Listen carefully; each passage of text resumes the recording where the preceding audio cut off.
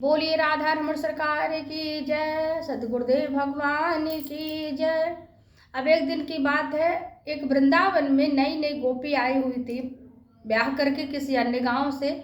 तो उस गोपी ने जब भगवान श्री कृष्ण के बारे में सुना तो दूसरी गोपियों से कहती है, देखो अरे तुम लोग क्यों इतने छोटे से लाला से डरती हो, उसको तो मैं यूं ही सुधार दूंगी। गोपियों ने कहा, देखो तुम उसके चक्कर में मत पड़ना, नहीं तो फिर तुम सोच लेना, क्योंकि इतना टेढ़ा है कि आज तक उसे कोई सीधा नहीं कर पाया, लेकिन तुम जैसी अच्छे अच्छे टेढ़ों को सीधा कर देता है। अब नई गोपी कहती, नहीं मैं तो उसे सुधारूंगी।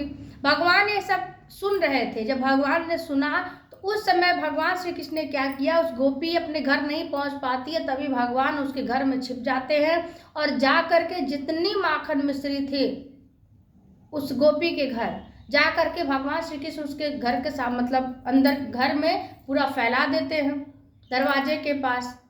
और जब उस गोपी अंदर जाती है, दरवाजे खोलती है और जैसे खोल के अंदर कमरे में प्रवेश करती है और नीचे गिरा था माखन मिश्री।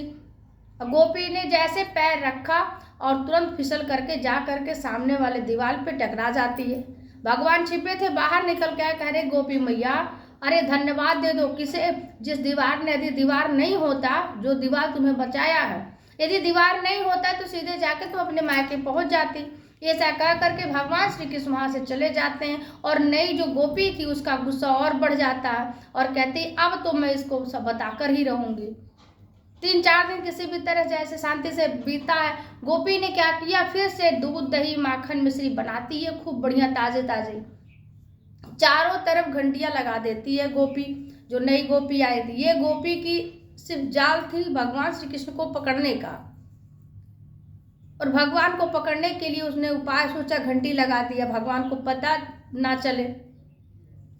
और गोपी ने क्या किया, घंटी सब जगह लगा करके, भगवान ने देखा कि देखो गोपी चारों तरफ घंटी लगा करके गई हुई है, मुझे पकड़ने के लिए दरवाजे पर खूब सारे घंटियां गोपी लगा दी है, नई वाली गोपी।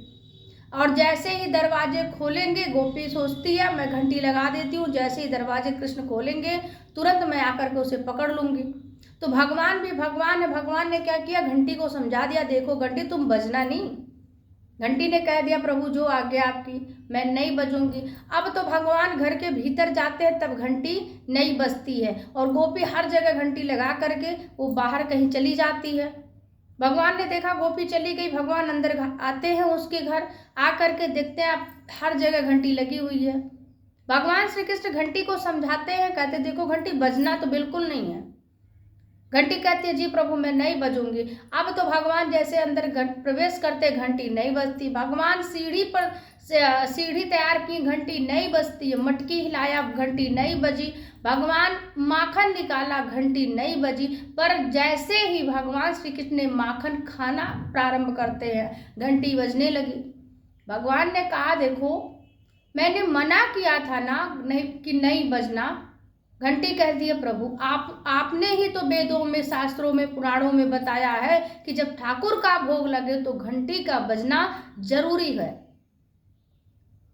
तो मेरी इसमें क्या गलती।